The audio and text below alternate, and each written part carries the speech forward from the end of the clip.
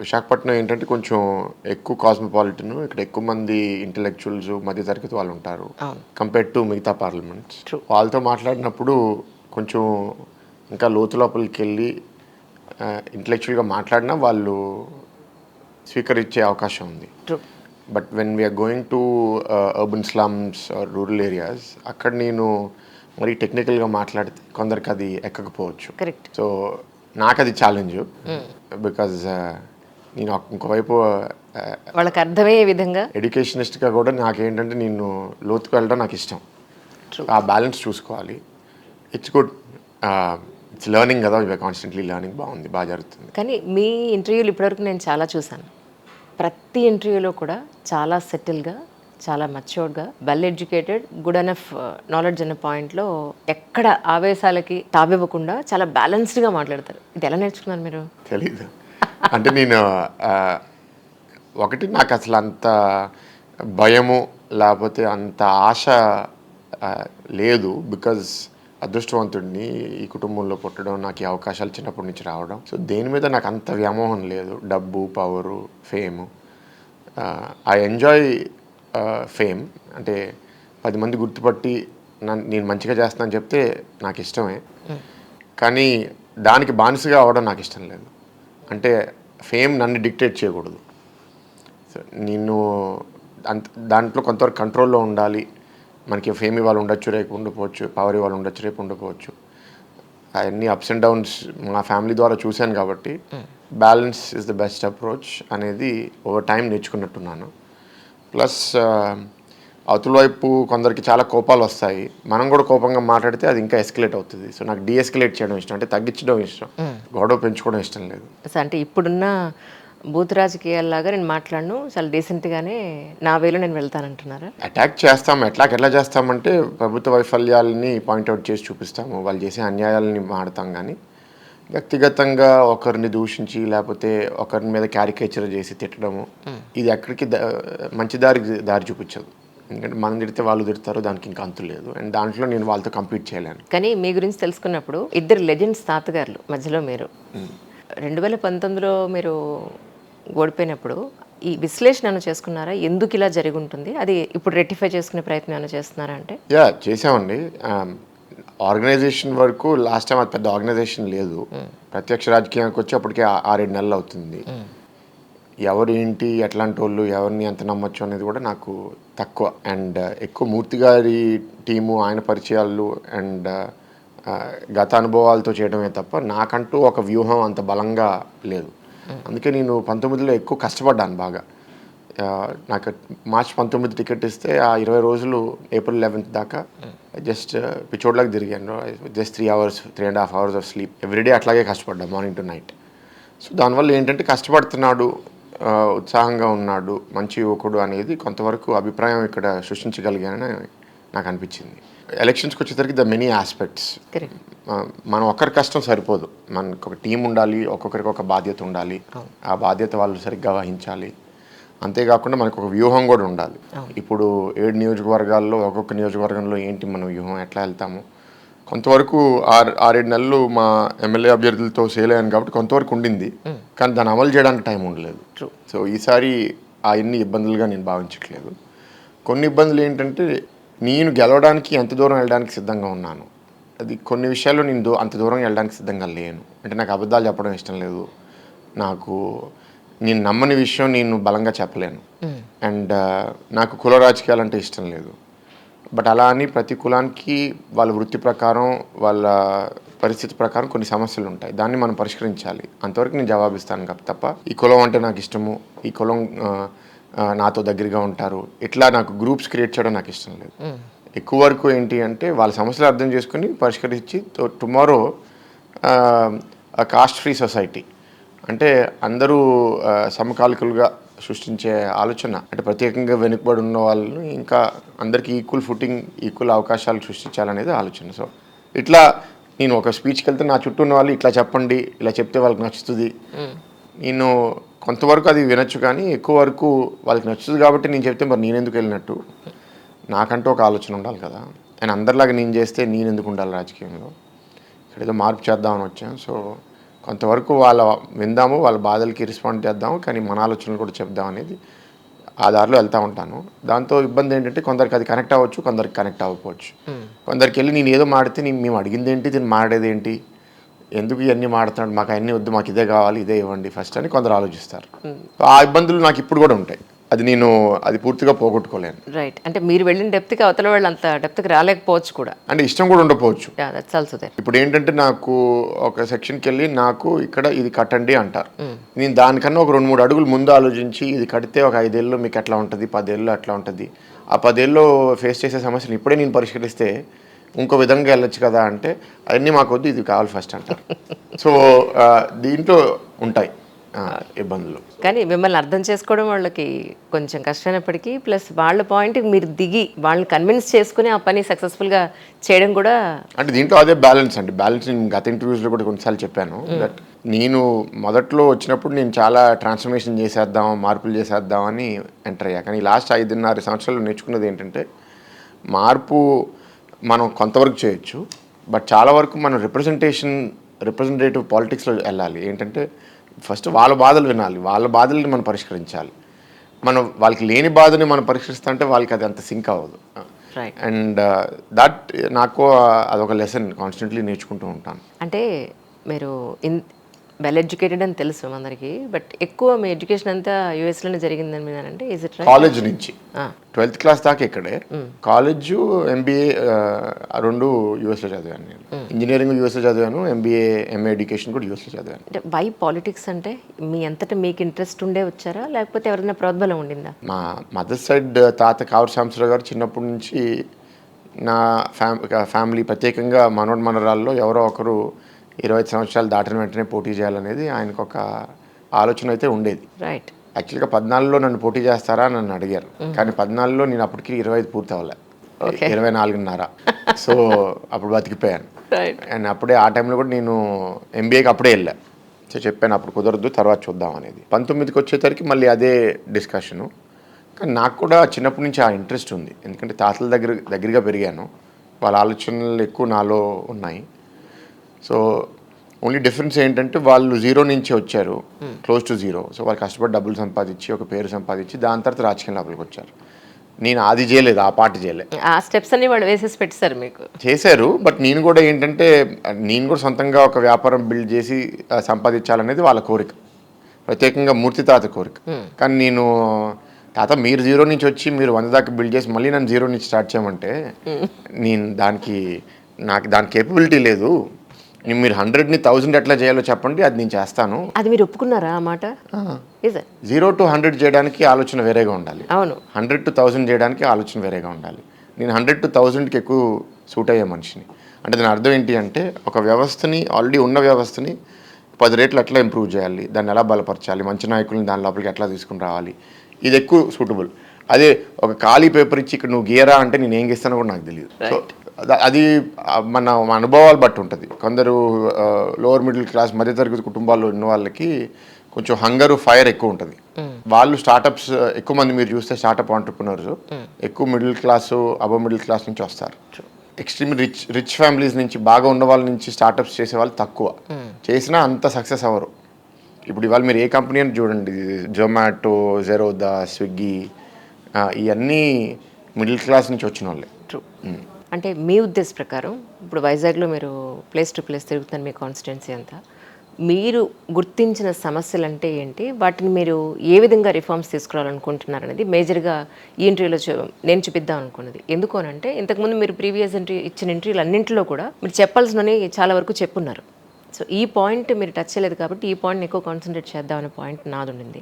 So మీ ఉద్దేశ ప్రకారం వైజాగ్ ప్రస్తుత పరిస్థితి అంటే ఏంటి, ఇప్పటివరకు ఉన్న సమస్యలు అంటే ఏం చెప్తారు? సమస్యలు చాలా ఉన్నాయండి, ఏ నగరానికైనా సమస్యలు సిమిలర్గా ఉంటాయి. కరెక్ట్. పొల్యూషను, డ్రింకింగ్ వాటరు, ఉద్యోగాలు, రోడ్లు, పెట్టుబడులు ఆ ఊర్లో సరిగ్గా వస్తున్నాయా లేదా, టౌన్ ప్లానింగ్ సరిగ్గా జరుగుతుందా లేదా, పబ్లిక్ అమ్యూనిటీస్, పార్క్స్, పాత్వేస్ నడవడానికి ఇట్లాంటివి ఉన్నాయా లేదా, దీస్ ఆర్ ఎడ్యుకేషన్ అవకాశాలు బాగున్నాయా లేదా, ఆరోగ్య అవకాశాలు బాగున్నాయా లేదా, ఇవన్నీ ఏ సిటీ కన్నా కామన్.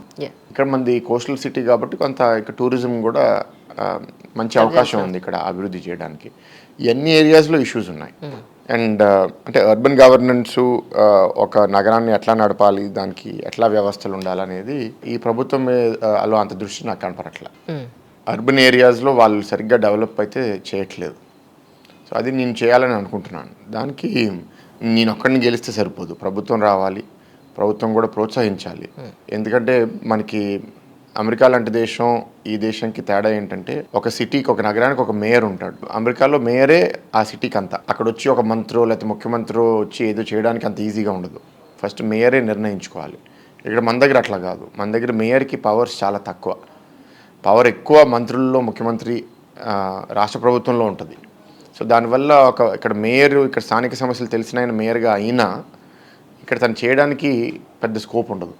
సో నేను ఒక ఎంపీగా గెలిచినా నా పదవికి అంత స్కోప్ లేదు. కానీ వ్యక్తిగతంగా నాకున్న ఆలోచనల వరకు నేను చేయగలుగుతాననే నమ్మకం నా మీద నాకుంది. అది నేను పార్టీని ఒప్పించి విశాఖపట్నాన్ని ఈ విధంగా మనం అభివృద్ధి చేద్దాము, ఇట్లా ఈ పెట్టుబడులు తీసుకొద్దాము, ఈ మార్పులు చేద్దాం, ఈ డ్రైనేజ్ సిస్టమ్ ఇంప్రూవ్ చేద్దాం, ఈ పొల్యూషన్ తగ్గించుకుందాం, మంచి డ్రింకింగ్ వాటర్ అందరికి వచ్చేటట్టు చేద్దాం, ఎలక్ట్రిసిటీ ఇష్యూస్ లేకుండా చూద్దాం, ఇవన్నీ నేను ఆలోచిస్తున్నాను. ప్రధానంగా దీనికి ఏంటంటే, నేను అంత పని నేను చేయాలని కోరుకునే మనిషిని కాదు. నేను ఒక 10 మందిని ప్రోత్సహించి బలపరిచి వాళ్ళ ద్వారా చేయించాలనేది ఎప్పుడు ఒక వ్యవస్థ కూడా నడుపుతున్నాను. కాబట్టి దాన్ని కూడా గుర్తించింది ఏంటంటే, గ్రౌండ్ లెవెల్లో ఉన్న సమస్యలు అన్నీ నేనే రెస్పాండ్ అవ్వాలి అంటే నా సమయం సరిపోదు. ఇప్పుడు 20 లక్షల మంది ఓటర్స్ ఉన్నారు. 7 లక్షల మందికి ఏదో ఒక సమస్య ఉంటుంది. నేను రోజుకి ఎంతమందిని కలవగలుగుతాను? నేను రోజుకి 1000 మంది కలిస్తే గొప్ప.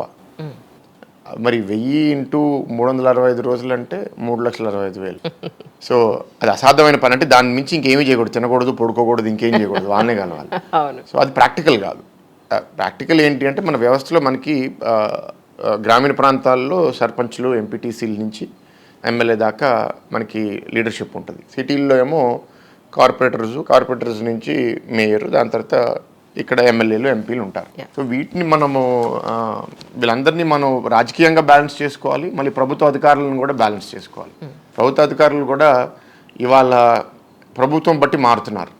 ఇవాళ ప్రభుత్వంలో చూసాం, ప్రభుత్వ అధికారులకు అసలు పెద్ద స్వేచ్ఛ లేదు, బానిసలే. ఆ ప్రభుత్వం చెప్పింది అది లీగలా, ఇల్లీగలా, మోరలా, ఇమ్మోరలా అనేది వాళ్ళకి ఆలోచించే స్వేచ్ఛ లేదు. వాళ్ళకి ఎప్పుడు ఉంది చెప్పండి? ఏ సివిల్ సర్వెంట్కి ఏ గవర్నమెంట్లో ఉంది చెప్పండి? 100% ఉంది. తెలుగుదేశం ప్రభుత్వంలో మేము చాలా మంది ఆఫీసర్స్కి వెళ్ళి మా విషయాలు చేయించుకోలేకపోయాం. అది మంచిదైనా కూడా, ఇప్పుడు ప్రతి ఆఫీసర్ మంచోడని కాదు కదా, కొన్ని మంచి అని చెప్పినా సరే వాళ్ళు చేయలే కొందరు ఆఫీసర్స్. సో అప్పుడు తెలుగుదేశం ప్రభుత్వంలో దీంతో కంపేర్ చేస్తే 100 రెట్లు ఎక్కువ స్వేచ్ఛ ఆఫీసర్స్ అందరికీ. అండ్ చంద్రబాబు నాయుడు గారు కూడా మంచి ఆఫీసర్స్ని ప్రోత్సహిస్తారు. ఇక్కడ వేరే I have a series, UPSC series ఒకటి ఉంది. అందులో సివిల్ సర్వెంట్స్ని, ఐఏఎస్ని, ఐపీఎస్ని, ఐఆర్ఎస్ని, ఐఎఫ్ఎస్ని, ఇందులో అన్ని రకాల గ్రేడ్స్ ఉన్న వాళ్ళని నేను ఇంటర్వ్యూ చేస్తున్నప్పుడు వాళ్ళు వాళ్ళు రిటైర్ అయ్యేంత వరకు 5 నుంచి 6 సీఎంలతోటి వాళ్ళు పిఎంఓ ఆఫీస్ అయితే వాళ్ళతోటి పనిచేసి ఉంటారు. అందులో చాలామంది చంద్రబాబు నాయుడు గారితో కలిసి పనిచేసిన ఐఏఎస్, ఐపీఎస్ ఆఫీసర్స్ ఆయన గురించి చాలా గొప్పగా చెప్పడం జరిగింది. That I know very well sir. So దానికి దీనికి చాలా తేడా ఉంది. ఎందుకంటే యథా రాజా తదా ప్రజ. ఇప్పుడు చంద్రబాబు నాయుడు గారే ఆ టోన్ సెట్ చేసినప్పుడు మేము వచ్చి పెత్తనం చేసిన ఆఫీసర్ మా మాట వినడు. అండ్ ఆ పెత్తనం చెడు కోసం కాదుగా, ఇప్పుడు మంచి కోసం కూడా కొందరు వాడచ్చు. సో అది ఇంపార్టెంట్. ఇవాళ పూర్తిగా మన లీగల్ సిస్టమ్స్, మన లాస్ పర్ఫెక్ట్గా ఉన్నాయా అంటే లేవు. ప్రభుత్వంలో ఏంటంటే ప్రతి లాలో, ప్రతి చట్టంలో మనం ఒక క్లాజ్ అడిషనల్గా యాడ్ చేస్తాం, కానీ పనికిరాని ఒక క్లాజ్ లేకపోతే పాతగా అయిపోయిన క్లాజ్ని తీయడానికి అందరు భయపడతారు. నిబంధనలు ఎక్కువ పెడతాం, ఉన్న నిబంధనల్ని, అవసరం లేని నిబంధనలు తీయము. దానివల్ల ఏమైపోతుంది అంటే అది ఆల్మోస్ట్ ఒక కేజ్ లాగా తయారైపోతుంది, మమ్మల్ని పట్టుకుని అలా హెరాస్ చేయడానికి. చట్టాలు ఉన్నాయి, అద్భుతమైన చట్టాలు ఉన్నాయి. దాని గ్రాస్ రూట్ లెవెల్ నుంచి అమలు పరిచే విధానం మన దగ్గర లేదు. యాక్చువల్లీ అదొకటే కాదండి, మంచి చట్టాలు అమలు చేయడం ఎంత ముఖ్యమో దాని కాలం అయిపోయిన చట్టాన్ని తీసేయడం కూడా అంతే ముఖ్యం. కరెక్ట్. ఇవాళ కేంద్ర ప్రభుత్వంలో మోడీ గారు 1000 చట్టాలని మార్చడం లేకపోతే తీసేయడం చేశారు. ఇవాళ అంటే మనకి అమెండ్మెంట్స్ జరిగాయి. యాక్చువల్లీ అమెండ్మెంట్స్ కొన్ని చట్టాలు తీసేశారు అవసరం లేదని. సో దాంట్లో మెజారిటీ ఏంటి అంటే హౌ టు క్లీన్ అప్, అది చాలా అవసరం. ఇప్పుడు రాష్ట్రంలో కూడా రేపు అభివృద్ధి బాగా జరగాలంటే దాని మీద కూడా ఒక ప్రత్యేక దృష్టి ఉండాలి. ఏ చట్టాలు ఇవాళ మనకి సరిగ్గా లేవు, ఏ చట్టాలు ఇవాళ కాలం బట్టి ఇవాళ అవసరం లేవు, లేకపోతే కొన్ని కండిషన్ నిబంధనలు ఇవాళ అనవసరంగా పారిశ్రమలు మనం అది హెరాస్ చేయడానికి ఒక అవకాశంగా ఉంటాయి, అన్ని మనం పరిశీలించి కొన్ని తీసేయాల్సి వస్తుంది, కొన్ని మార్చాల్సి వస్తుంది. ఇప్పుడు ఒకసారి వైజాగ్లో కొన్ని సమస్యల్ని మనం చూస్తూ దాని గురించి మీరు ఎలా అనుకుంటున్నారు, మీ విజన్ గురించి తెలుసుకుంటూ కాలు వెళ్తూ మాట్లాడుతూ ఉంటారా మరి? ఎలా? కానీ సార్, జనరల్ పబ్లిక్లో ఉన్న మాట అడగనా మీరేమనుకోకపోతే? అసలు టీడీపీకి కూటమి ఎందుకు? ఇండిపెండెంట్గానే వస్తే బాగుండేది కదా ఇండివిజువల్గానే. ఒకటి ఈ కూటమి వల్ల నష్టమే తప్ప ఎలాంటి ఉపయోగం ఉండకపోవచ్చేమో టీడీపీకి అనేది. దీని మీద మీ అభిప్రాయం ఏంటి సార్? ఎప్పుడైనా సరే ఆ, నేను నా మీద నమ్మకం ఏంటంటే మనం కష్టపడి పని చేస్తే మన సమర్థతతో మనం గెలుస్తాము అని. ఇవాళ రిస్క్ నా గెలుపు గురించి కాదు కదా. నేను రిస్క్ తీసుకుని ఓడిపోతే నష్టపోయేది నేను ఒక్కడనే కాదు, రాష్ట్రం కూడా. So that is the biggest factor. If it is about Telugu Desam బాగుండాలి అంటే సోలో వెళ్ళిపోతాం. రాష్ట్రం బాగుండాలి అంటే ఆ రిస్క్ తీసుకోదలుచుకోవట్లేదు. అండ్ బీజేపీ ప్రత్యేకంగా ఇక్కడ రాజకీయంగా మాకు ఓటు రూపంలో మాకు ఎంత హెల్ప్ అవుతుందో అనే ఫ్యాక్టర్ కన్నా రేపు గెలిచిన రాష్ట్రం అసలు చాలా బ్యాడ్ పరిస్థితిలో ఉంది. ఇవాళ అప్పుల పాలు అయిపోయాము. రేపు కేంద్ర ప్రభుత్వం నుంచి సహాయం ఉంటేనే ఏదైనా చేయగలుగుతాం. సో ఆ సహాయం అనేది మనం బయట నుంచి అడగడం లోపల నుంచి అడగడం వేరే కాబట్టి పొత్తుంటే రేపు మన రిక్వెస్ట్ని వాళ్ళు ఆదరించే అవకాశం ఎక్కువ. That is the primary factor. పొలిటికల్గా మేము రాష్ట్రంలో గెలవాలి, దానికి మాకు బీజేపీ పొత్తు ఉండాలి అనేది కాదు. BJP will add it strengths, there be some weaknesses అవి ఉంటాయి. కానీ ప్రిడామినెంట్లీ అది జనసేనకు వచ్చేసరికి పవన్ కళ్యాణ్ గారు 2-3 సంవత్సరాల నుంచి ఇది ప్రభుత్వ వ్యతిరేక ఓటుని చీల్చకుండా చూస్తానని చెప్తూ వచ్చారు.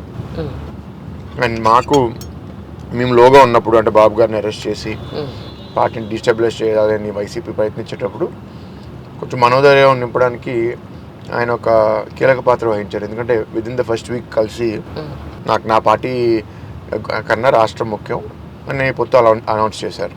అది ఎందుకు మనం we need to honour that. ఎందుకంటే మామూలుగా మనం సీట్లు ఫిక్స్ అవ్వకుండా పొత్తు కన్ఫర్మ్ చేయం. ఎందుకంటే రేపు మళ్ళీ నెగోషియేషన్కి ఇబ్బంది అవుతుంది, వీక్ ఫుట్టింగ్లో ఉంటామని నెగోషియేషన్. కానీ అవన్నీ ఆలోచించలేదు ఆయన. రాష్ట్రం కాపాడుకోవాలి, సో అనౌన్స్ చేశారు. అన్నీ కలిసి వచ్చినాయి అనే చెప్తాను. డెఫినెట్ మీరు అన్నట్టు కొన్ని నియోజకవర్గాల్లో కొన్ని సమస్యలు అంటే సీట్లు ఆశపడిన వాళ్ళు రాకపోవడం, ఈ ఇబ్బందులు కొన్ని ఉంటాయి, తప్పు. ఎస్పెషలీ 3 పార్టీలు కలిసి వచ్చినప్పుడు. కానీ మాకు టైం కూడా ఉంది. టైం ఉండడం వల్ల ఏంటంటే మేము సర్దిద్దుకుని ముందుకెళ్ళే అవకాశం కూడా ఎక్కువగా ఉంది. కానీ చంద్రబాబు నాయుడు గారిని అరెస్ట్ చేసినప్పుడు జనాల్లో నిజంగానే ఒక సింపతి వచ్చింది. ఆ వేవ్ అలా నడిచింది కొంతకాలం పాటు. ఈ టైంలో ఎలక్షన్స్ వస్తే మాత్రం ఖచ్చితంగా బాబు గారి వైపే ప్రజలు మొత్తం మొగ్గు చూపుతారు. ఆయన మీద ఉన్న ఆయన చేసిన వర్క్స్ కానివ్వండి, ఇప్పుడున్న సింపతి పాయింట్ ఆఫ్ వ్యూలోనే అందరూ ఉన్నారు. కానీ ఇప్పుడు ఇంత గ్యాప్ రావడం వల్ల, ఈ కూటమి వల్ల ఎక్కడైనా ప్రజల మనసు మారే అవకాశం ఉందని ఏమైనా అనుకున్నారా మీరు? ప్రైమరీ ఫ్యాక్టర్ ఏంటి? వైఎస్ఆర్సీపీ ప్రభుత్వం ఈ రాష్ట్రాన్ని పరిపాలించడానికి అన్ని విధాలుగా వైఫల్యం అయింది, ఫెయిలియర్ అయింది నా ప్రకారం. సో ప్రభుత్వ వ్యతిరేకత అనేది మా పొత్తు వల్ల మారదు. ప్రభుత్వ వ్యతిరేకత అట్లాగే ఉంటుంది. మా పొత్తు వల్ల, మా అభ్యర్థుల వల్ల ఒక్కొక్క నియోజకవర్గంలో ఆ అభ్యర్థుల మీద ఎంత పాజిటివ్ ఉంది లేదు అనేది అది మారచ్చు. సో ప్రభుత్వ వ్యతిరేకత మారినప్పుడు, వాళ్ళు వైఫల్యం అయినప్పుడు ఐ డోంట్ సీ దట్ అంత మేజర్ షిఫ్ట్ ఉంటుంది అని.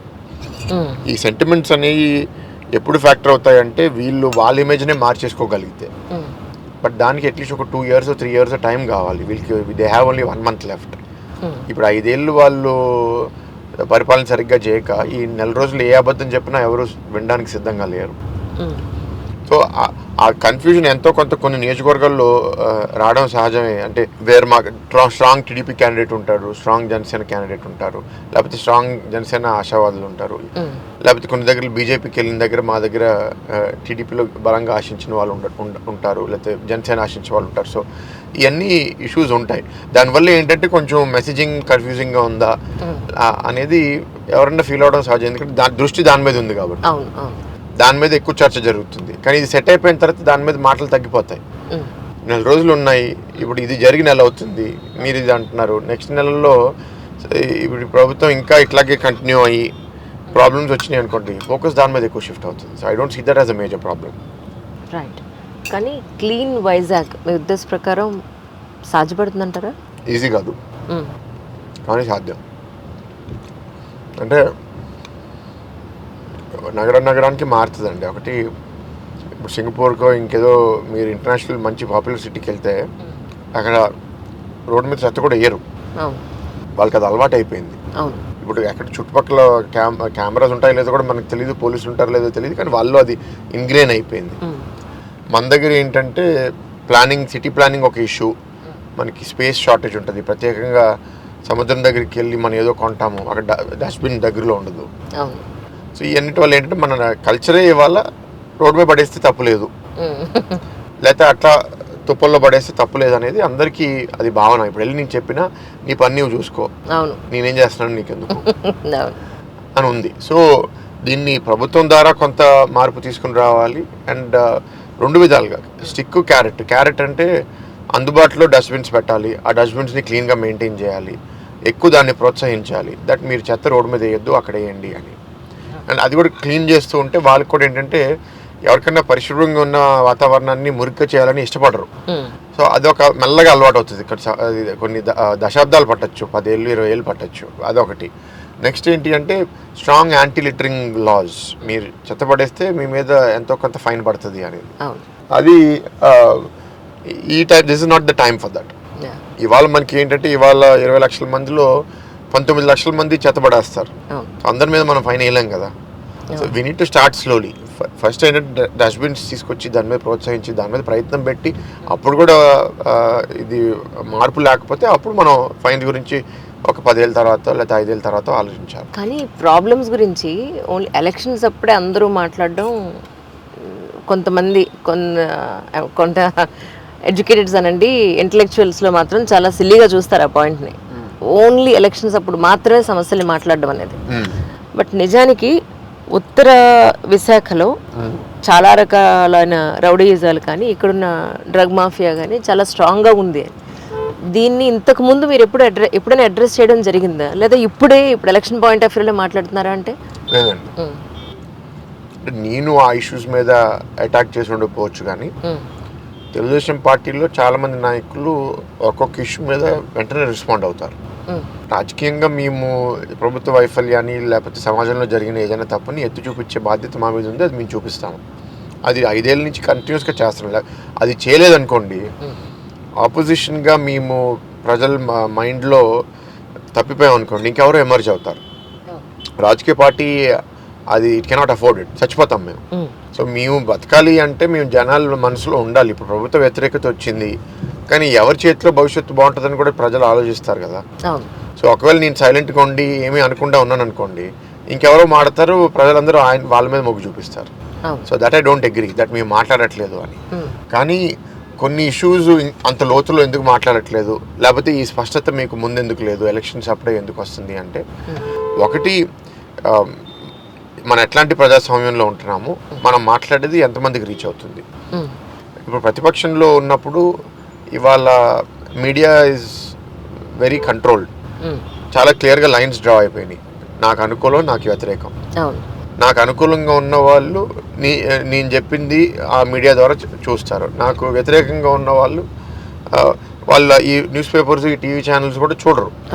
అండ్ ఫర్ ఎగ్జాంపుల్ ఇక్కడ సాక్షిలో వాళ్ళు చాలా పచ్చి అబద్ధాలు రాస్తారు, కానీ దానికి ఒక ఆడియన్స్ ఉంది, ఆ ఆడియన్స్ అది చదువుతారు. సో మన reach is only limited to, మనకి పాజిటివ్గా ఉన్న వాళ్ళకి ఎక్కువ రీచ్ లిమిట్ అవుతుంది.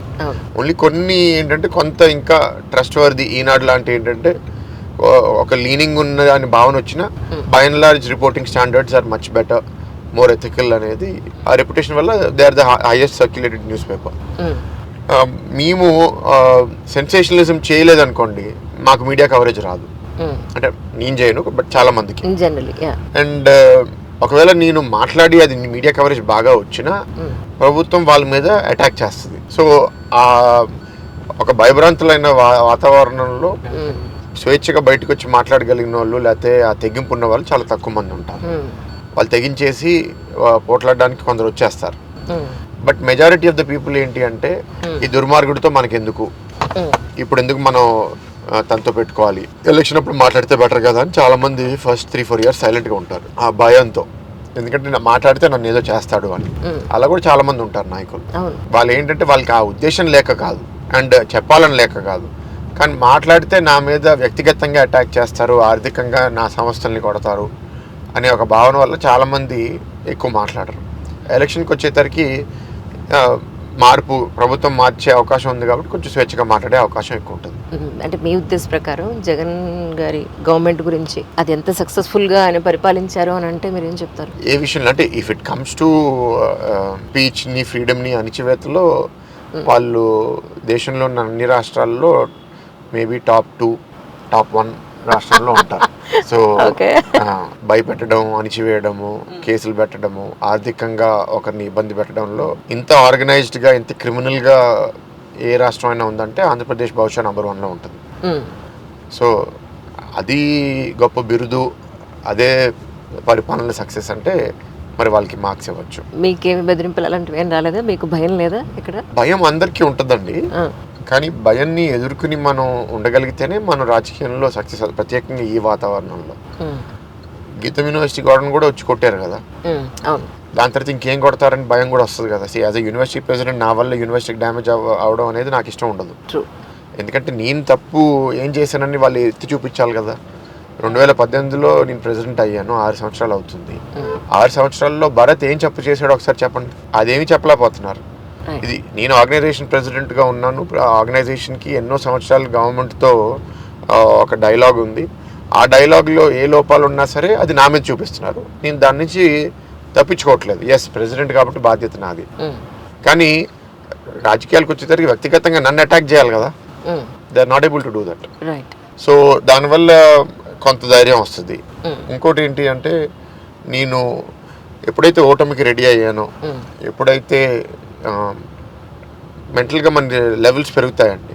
కొంత మనం ఏంటంటే మొదట్లో సరే ఇంత ఆర్థిక నష్టం, దాని తర్వాత మన అవమానపరుస్తారు, మన పేరు తీసేస్తారు, దాని తర్వాత కొడతారు, దాని తర్వాత ఫైనల్గా చంపేస్తారు. వీటికి మనం ఒక్కొక్క స్టెప్ హెరాస్మెంట్ పెరిగే కొద్దీ మనం మానసికంగా మనం ప్రిపేర్ అయిపోయాం అనుకోండి, ఆఖరికి పోయేది ప్రాణం. So if we are ready for that mentally, not that చచ్చిపోతామని కాదు, లేకపోతే మనం అజాగ్రత్త పడి ఫూలిష్గా బిహేవ్ చేస్తామని కాదు, కానీ మెంటల్గా దట్స్ ద వర్స్ట్ కేస్. మనం చనిపోవడం ఎట్లాగైనా చనిపోవచ్చు.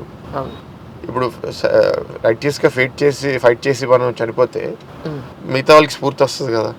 మనమే భయపడితే అందరు ఇంకా భయపడతారు. అంటే somebody has to stand up.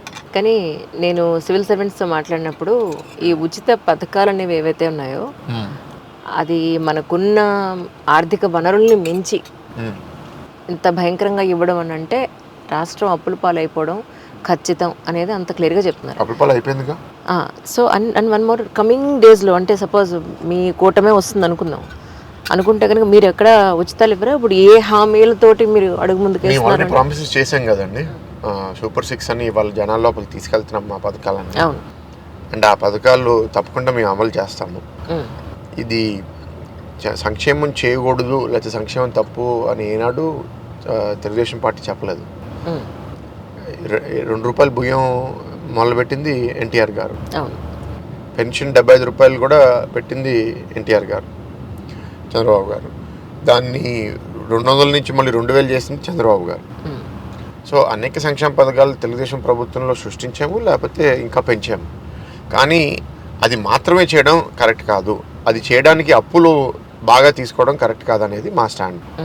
మీరు అభివృద్ధి చేయండి, రాష్ట్రంలో ఆదాయం పెంచండి, ఆ ఆదాయంలో కొంత భాగం ఎవరైతే పేదవాళ్ళు ఉన్నారో, వాళ్ళకి ఇబ్బందులు ఉన్నాయో వాళ్ళకి మీరు సపోర్ట్ చేయండి. అండ్ ఎవరికైతే కెపాసిటీ ఉందో వాళ్ళని ప్రోత్సహించండి ఇంకా మంచి ఉద్యోగాలు తెచ్చుకుని ఎదిగేటట్టు. సో ఇది జరగకుండా ఉట్టి అప్పులు చేస్తే మనం పూర్తిగా కొలాప్స్ అయిపోతాం. అంటే మొన్న ఎగ్జాంపుల్ శ్రీలంకలో అందరు జనాలందరూ రోడ్లు ఎక్కేసి ప్రెసిడెంట్ ఆఫీసు, ప్రైమ్ మినిస్టర్ ఆఫీస్ని ధ్వంసం చేశారు. అట్లాంటి పరిస్థితి వస్తుందని మా భయం. మేము ఎందుకు చేయగలుగుతాం అనే నమ్మకం, ధైర్యం మాకు ఉందంటే కేంద్ర ప్రభుత్వంతో ఇవాళ మేము బీజేపీతో పొత్తుకెళ్ళాము, వాళ్ళు వస్తారని నమ్ముతున్నాము. సో వాళ్ళు వస్తే మేము కేంద్ర ప్రభుత్వం సహాయంతో ఇక్కడ ఇంకా చాలా మందిని పెట్టుబడి తీసుకొచ్చే విధానంగా పనిచేసి రాష్ట్రంలో ఆదాయం పెంచి దాంతో మళ్ళీ కేంద్ర ప్రభుత్వం సహాయంతో ఈ పథకాలని కూడా అమలు చేయగలుగుతామని అనుకుంటున్నాం. ఇది ఇప్పుడు మనం వచ్చింది పోర్ట్ ఏరియానా అండి? అవును, ఇక్కడ పోర్ట్ పొల్యూషన్ అండి 2 విధాలుగా. ఒకటి డ్రైన్ క్లాగేజ్ వల్ల చాలా మంది సఫర్ అవుతున్నారు. ప్రత్యేకంగా ఇది 39వ వార్డు సౌత్ నియోజకవర్గంలో విపరీతమైన మస్కిటోస్ ఇష్యూస్, ఎందుకంటే ఈ డ్రైన్ బ్లాక్ అయిపోయి చాలా మంది సఫర్ అవుతున్నారు. నెక్స్ట్ ఇక్కడ ఈ పక్కన పోర్ట్ కూడా ఏంటంటే కోల్, ఈ కోల్ స్టోరేజ్, అది కోల్ పొడిలాగా వస్తుంది, అది గాలి వచ్చినప్పుడు ఎగిరి ఇక్కడంతా నల్లగా ఉంది చూడండి, అదంతా కోల్ డస్టే. సో మన ఏంటంటే దాన్ని కొంచెం తడిపి దాని మీద టార్పులిన్ షీట్స్ వేసి ఆ కోల్ డస్ట్ గాల్లో ఎగరకుండా చేయాలనేది మన ఆలోచన. గతంలో స్టార్ట్ చేసాము, కానీ అది ఇవాళ సరిగ్గా షీట్ లేకపోవడము, దాని మీద సరిగ్గా వాటర్ చేయకపోవడం వల్ల పెరుగుతుంది. లాంగ్ టర్మ్ ఆలోచించాల్సింది ఏంటంటే అసలు కోల్ హ్యాండ్లింగ్ అసలు సిటీ దగ్గర ఉండకూడదు. కరెక్ట్. అట్లీస్ట్ ఒక 30-40 కిలోమీటర్ల దూరంలో పెట్టాలి అది. ఎందుకంటే కోల్ హ్యాండ్లింగ్ అనేది ఇక్కడ 20 లక్షల జనాభా, వాళ్ళకి వచ్చే హెల్త్ సమస్యలు, ప్రభుత్వానికి పబ్లిక్ హెల్త్ ఎక్స్పెండిచర్ చాలా ఎక్కువ ఉంటుంది. ఆ పోర్ట్ మూవ్ అవడం అంత ఎక్స్పెన్సివ్ కాదు కంపేర్ టు దట్. సో అది చేయాలి. ఒకసారి దిగి చూద్దామండి మనం. ఇది మేము ముందు ఇది పెద్ద టనల్ అన్నమాట. ఈ మొత్తం మనకి కేజెస్ ఉంది కదా, అక్కడి నుంచి ఇక్కడ మొత్తం వాటర్ వచ్చి ఇది సీలో కలిసేది. ఇది సీ మాట. వీళ్ళు పోర్ట్ వాళ్ళు ఏం చేస్తున్నారంటే ఇది ఆన్ ద రోడ్ వేయడానికి, ఇది బ్రిడ్జ్ వేయడానికి కంప్లీట్ బ్లాక్ చేశారు. అదొంది కదా మనకి. యాక్చువల్ మీ ఇక్కడ చిన్నప్పుడు మీ ఇక్కడ బోట్స్ ఉండేవి, ప్యాసింజర్ షిప్స్ వచ్చేవి, ఇక్కడ చిన్న చిన్న షిప్స్ అంటే వచ్చేవి. వీళ్ళు ఏం చేస్తున్నారు, కంప్లీట్ బ్లాక్ చేసి 3 years అయిపోతుంది ఆల్రెడీ పని స్టార్ట్ చేశారు. లాస్ట్ ఇయర్ మేము లాస్ట్ 3 weeks బిఫోర్ మేము కంప్లీట్ బ్లాక్ చేసాం రోడ్స్ కూడా. వాళ్ళు వచ్చి మనకి ఏప్రిల్ ఎండింగ్ వరకు మాకు టైం ఇచ్చారు మేము చేస్తామని చెప్పి. ఇప్పుడు కూడా పరిస్థితి ఇలాగే ఉంది మాకు. మన భరత్ గారి ద్వారా, ఇది మన వంశీ గారి ద్వారా, గండిబాబు గారి ద్వారా ఈ మొత్తం ట్రీస్ ఉన్నాయి చూసారు, అది అవతల పక్క మొత్తం క్లీన్ చేయించారు.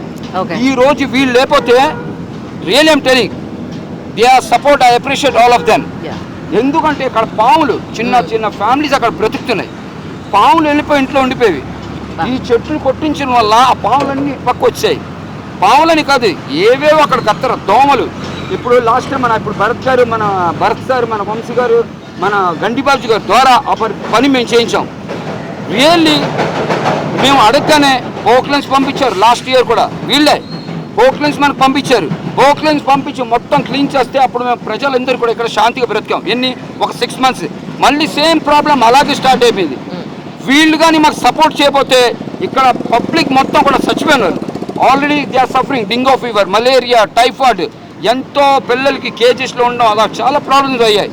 ఇప్పుడు కూడా రీసెంట్లీ 2 weeks బిఫోర్ మేము ఫాస్టింగ్ ఉండి వీళ్ళు బండిల్ పంపిస్తే మొత్తం మేము క్లీన్ చేయించాం మా కుర్రోళ్ళందరూ కలిసి. రియల్లీ మేము ఏంటంటే appreciate to all of them. మాకు చాలా సపోర్ట్ చేశారు. అంజలి గారు, బేసిక్ గా ఈ డ్రైన్ చూస్తున్నారా? అవునండి. ఈ డ్రైన్ ఇప్పుడు కొంచెం ఫ్లో అవుతుంది చూడండి. అక్కడ ఫ్లాగ్ అయిపోతుంది ఆ బ్రిడ్జ్ దగ్గర. బ్రిడ్జ్ అవుతారు ధనేష్ గారు. అలాంటి పైప్స్ 12 పైప్స్ ఉండేవండి. ఇప్పుడు 1-2 రన్ అవుతున్నాయి. మొత్తం బ్లాక్ చేస్తారు. కాలువ కూడా చివరికి వెడల్పు ఉండేది. ఇప్పుడు రన్నింగ్ అయితే ఆ వాటర్ అవుతుంది. అంటే ఆ మాత్రం కూడా ఒక 10 రోజుల క్రితం వెళ్ళట్లేదు. లేదు సార్, మీరు పంపించారు, మేము చేసాం కదా. లాస్ట్ టైం మీరు అందరు వచ్చారా? ఆ ఒక్క పైప్ కూడా మనకు ఓపెన్ అయింది. అది లేకపోతే అది కూడా ఏం ఓపెన్ అయ్యేది కాదు. ఎందుకంటే మేము బ్లాక్ చేస్తాం రోడ్డు, కంటైనర్స్ అంతా మొత్తం స్టాప్ చేస్తామమ్మా. ఆ స్టాప్ చేస్తే వాళ్ళు పోర్ట్ వాళ్ళు వచ్చేమో మళ్ళీ ఏమో వాళ్ళు క్లీనింగ్ చేయించారు. ఒక్క పైప్ కూడా అప్పటి నుంచి మొదలైంది. అప్పుడు ఒక బాబు కూడా చనిపోయాడు కదా. అంటే ఇది ఉదాహరణ ఇచ్చేదండి.